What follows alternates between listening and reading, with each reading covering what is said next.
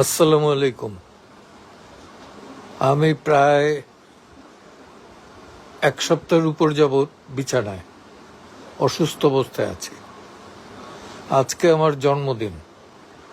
এই সময় কিছু ফোন পেলাম, পার্টিকুলারলি একটা ফোন, সেখান থেকে আমাকে থ্রেটই করা হলো।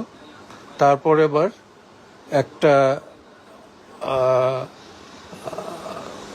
যাকে আমি জানতাম এক এটিএনের হিসাবে, রিপোর্টার হিসাবে, সে আমাকে একটা পাঠাই বলল যে সেখানে আমার ভয়েস আছে এবং আমি নাকি দেশের বিরুদ্ধে ষড়যন্ত্র করছি।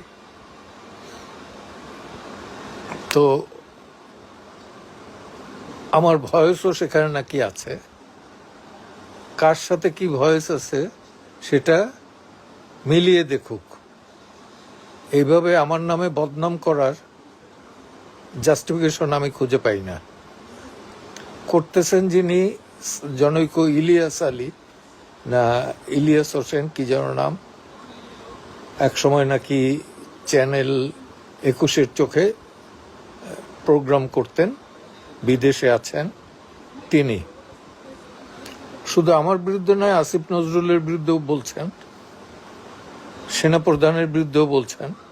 তবে আমি একটা জিনিস ক্লিয়ার করতে চাই, আইনজীবীরা আমাকে গত 12 বছর যাবৎ চিনেছেন।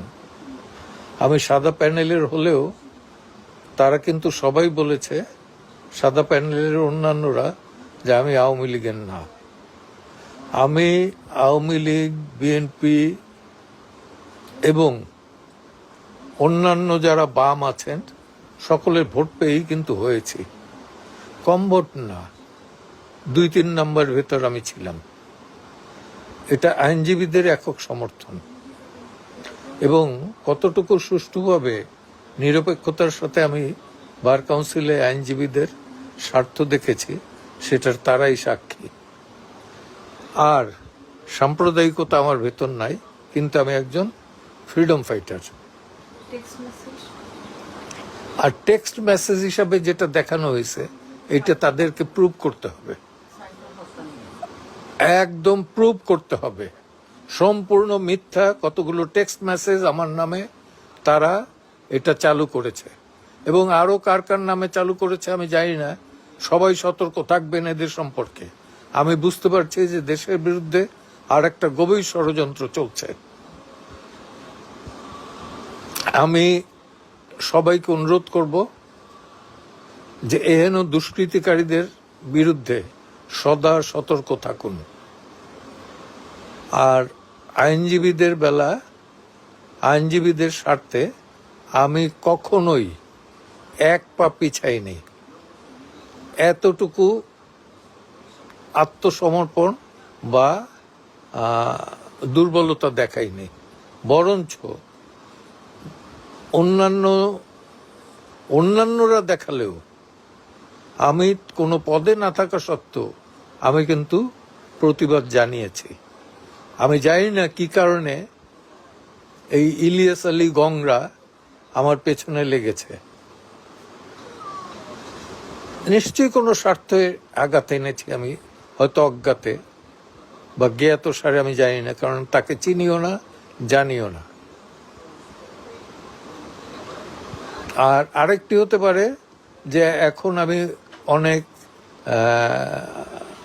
আওয়ামী লীগারদের মামলা করছি, সেটার কারণে হতে পারে একটা দৃষ্টান্ত। এবং আমি এই 5 তারিখ পর্যন্ত আমি ছাত্রদের আন্দোলনের সাথে সম্মুখ সমরে ছিলাম। 6 তারিখ থেকে বিভিন্ন কারণে বিভিন্ন কর্মসূচিতে আমি তাদের কর্মসূচির বিরোধিতা করেছি। সেটার অর্থ এই না যে ছাত্র হত্যার পক্ষে আমি ছিলাম। এই ধরনের প্রচারণা, প্রোপাগান্ডা, এটা ঘোরতর অন্যায়। আমিও সরকারি এবং পুলিশ এবং সকল সংস্থার প্রতি আবেদন জানাবো যাতে তারা এই বিষয়টা দৃষ্টি দেয় এবং কঠোরভাবে নিয়ন্ত্রণ করেন। সকলকে ধন্যবাদ।